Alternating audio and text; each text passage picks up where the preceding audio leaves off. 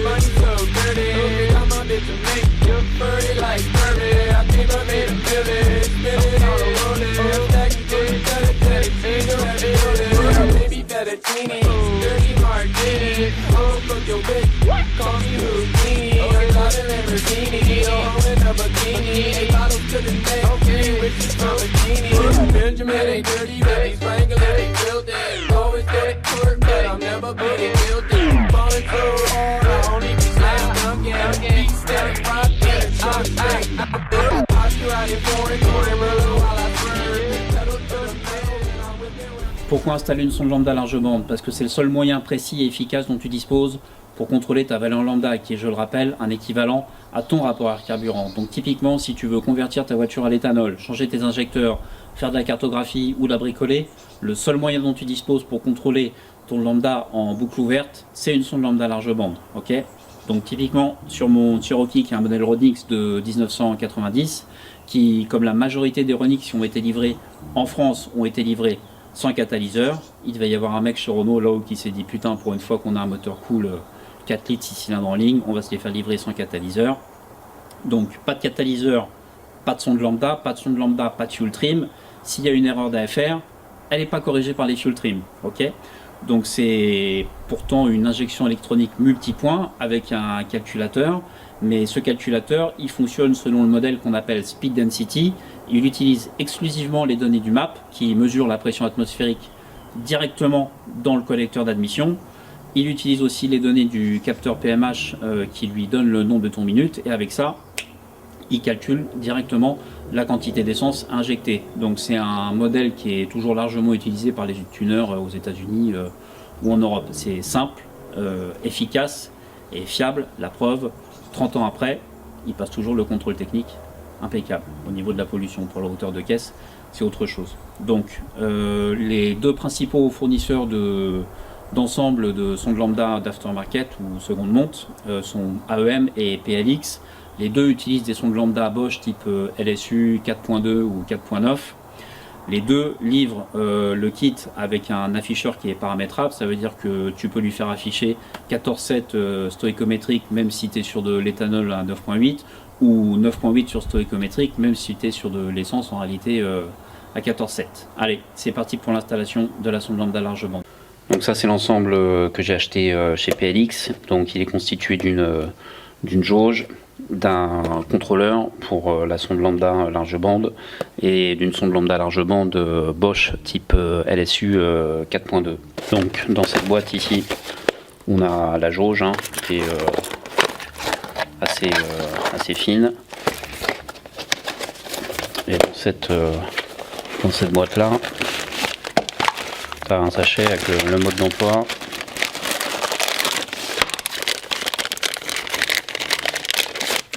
le contrôleur PLX sur lequel tu vas venir accorder ton connecteur de sonde lambda large bande. Donc ça c'est pour le bus de données qui permet de raccorder différents modules les uns aux autres. Et là ici c'est ta sortie. Donc tu as plusieurs sorties, tu as des sorties type sortie bande étroite, sortie large bande, qui permet d'installer ces sondes là même sur un calculateur qui n'est pas fait pour fonctionner avec des larges bandes, et ça c'est voilà, la prise pour l'alimentation. Donc typiquement tu raccordes la sonde, si j'y arrive ici,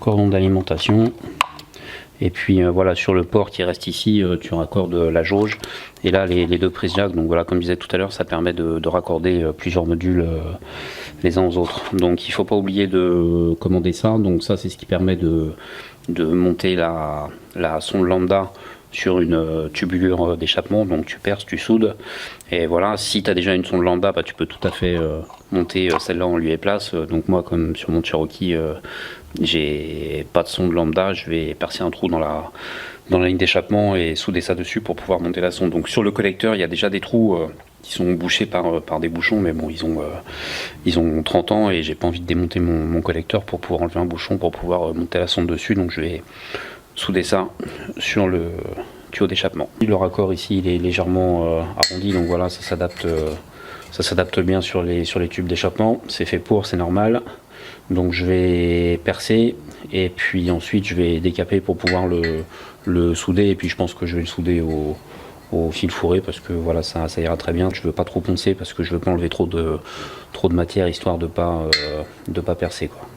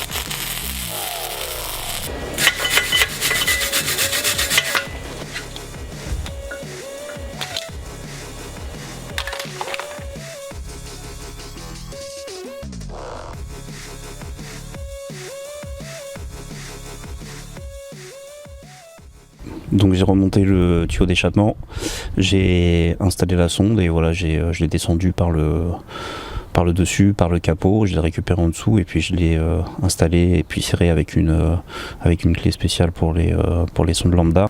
Donc j'ai fait un petit montage volant pour valider le concept et puis pour faire un essai. Donc j'ai raccordé le contrôleur à la batterie, la sonde lambda large bande au contrôleur et la jauge ici au contrôleur. Donc j'ai paramétré la jauge pour qu'elle affiche la valeur lambda. Donc pour ceux qui connaissent pas la valeur lambda, tout ce qui est lambda inférieur à 1 c'est mélange riche, tout ce qui est lambda supérieur à 1 c'est mélange pauvre. Donc par exemple 0,98 c'est un mélange qui est pratiquement stoichiométrique mais qui est un petit peu riche, mais 0,9 c'est un mélange assez riche que tu peux retrouver en accélération par exemple. Donc je vais démarrer, je vais le laisser tourner quelques secondes comme ça sur le ralenti pour que vous puissiez voir la valeur lambda, puis je vais mettre 2-3 coups de papillon pour voir comment ça réagit. Donc bon, il est chaud, j'ai déjà fait tourner, j'ai déjà fait un essai.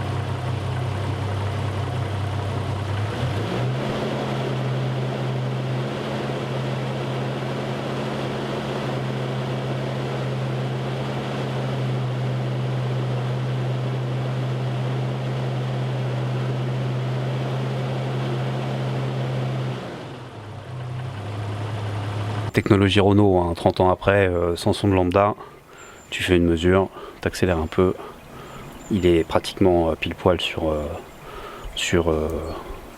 le mélange idéal. Donc ça c'est le câble de la lambda que je vais devoir faire entrer dans l'habitacle. Je vais installer le contrôleur dans l'habitacle. Je vais pas le mettre sous le capot parce que bon, c'est un 4x4, hein, c'est pas une voiture de course. Il peut y avoir beaucoup d'humidité, voire de l'eau carrément sous le capot. J'ai protégé le câble de la lambda avec de la gaine fondue comme ça, parce que là donc il remonte, il passe quand même pas loin du collecteur d'échappement et du collecteur d'admission qui sont quand même assez chauds quand la voiture fonctionne.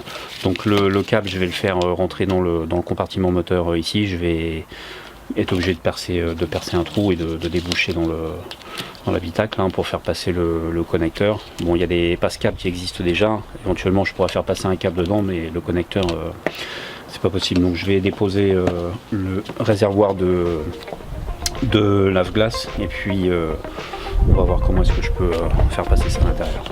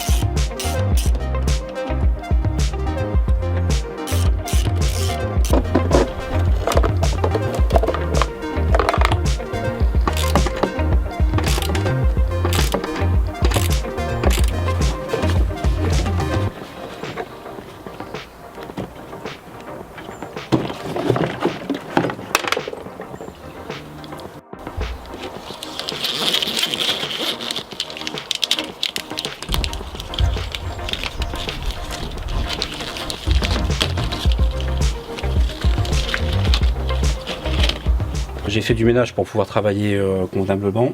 Je vais percer la cloison ici, là, au niveau du point, donc à peu près à la hauteur un petit peu en dessous des vis de fixation du mètre cylindre. Donc j'ai regardé derrière, il n'y a rien.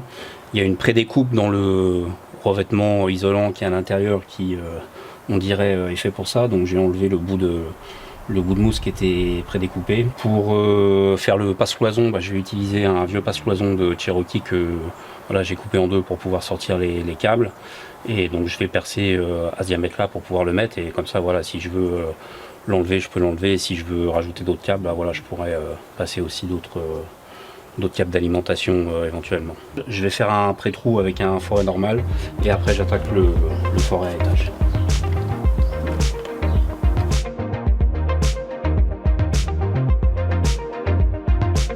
Je vais aller vérifier où ça débouche à l'intérieur maintenant.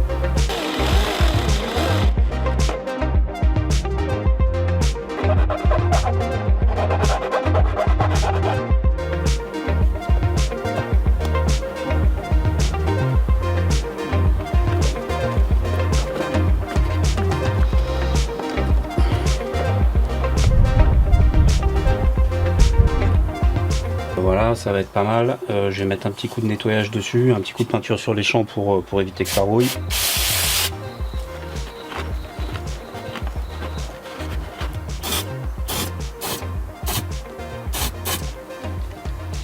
Voilà, et je vais essayer de vous montrer à l'intérieur où est-ce que ça débouche.